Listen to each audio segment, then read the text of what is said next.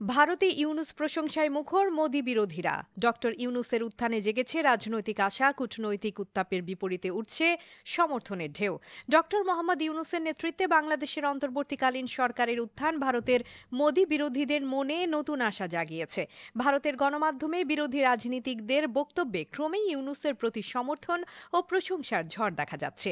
মোদি সরকারের একচ্ছত্র প্রভাবের বিরুদ্ধে একটি বিকল্প রাজনীতির ইঙ্গিত খুঁজছে তারা। কংগ্রেস নেতা শশী থারুর ডক্টর ইউনূসের পক্ষে শক্ত ভাষায় বক্তব্য দিয়ে বলেন যে ডক্টর ইউনূস একজন আন্তর্জাতিক স্বীকৃতিপ্রাপ্ত ব্যক্তি। জনগণের কল্যাণের স্বার্থে ভারতের উচিত তার সরকারের সঙ্গে কূটনৈতিক সম্পর্ক জোরদার করা।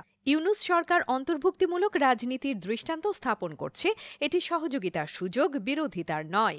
ভারতের অন্যতম প্রভাবশালী ব্যবসায়ী ইনফোসিসের প্রতিষ্ঠাতা ও ঋষি সোনাকের শ্বশুর নারায়ণ মূর্তি দ্য প্রিন্টে প্রকাশিত এক নিবন্ধে ইউনূসের ক্ষুদ্র ঋণ মডেল ও সামাজিক ব্যবসা উদ্যোগকে বিশ্বব্যাপী একটি নীরব বিপ্লব হিসেবে বর্ণনা করেছেন। তিনি এই মডেলকে ভারতের প্রেক্ষাপটেও কার্যকর বলে উল্লেখ করে মোদি সরকারকে ইউনূসের সঙ্গে সহযোগিতার আহ্বান জানিয়েছেন।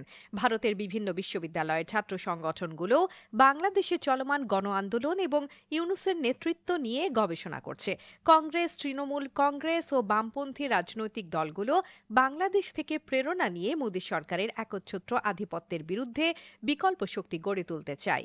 তাদের কাছে আওয়ামী লীগ সরকারের পতন শুধুমাত্র একটি প্রতিবেশী রাষ্ট্রের রাজনৈতিক রদবদল নয়, বরং তা এক নতুন সম্ভাবনার দ্বার। অর্থনৈতিক দিক থেকে ইউনূস সরকারের নানা পদক্ষেপ ইতিবাচক বার্তা দিচ্ছে। রেমিটেন্স প্রবাহ বেড়েছে, খাদ্যপণ্যের ভর্তুকির মাধ্যমে মূল্য নিয়ন্ত্রণে রাখা হয়েছে এবং রিজার্ভেও ধীরে ধীরে উন্নতি দেখা যাচ্ছে। অর্থনৈতিক ও বাণিজ্যিক কূটনীতি জোরদার হচ্ছে, আর শ্রম আইন সংস্কারের মাধ্যমে আন্তর্জাতিক সহযোগিতার পথ আরও উন্মুক্ত হচ্ছে। শুধু থারুর বা নারায়ণ মূর্তিই নন, কংগ্রেস নেতা রাহুল গান্ধী, তৃণমূল নেত্রী মমতা বন্দ্যোপাধ্যায় এবং পশ্চিমবঙ্গের একাধিক রাজনীতিক ইউনূস সরকারকে অভিনন্দন ও শুভেচ্ছা জানিয়েছেন। তাদের বক্তব্যে স্পষ্ট, দক্ষিণ এশিয়ায় গণতন্ত্রের পুনর্জাগরণে এই পরিবর্তনকে তারা ইতিবাচকভাবে দেখছেন।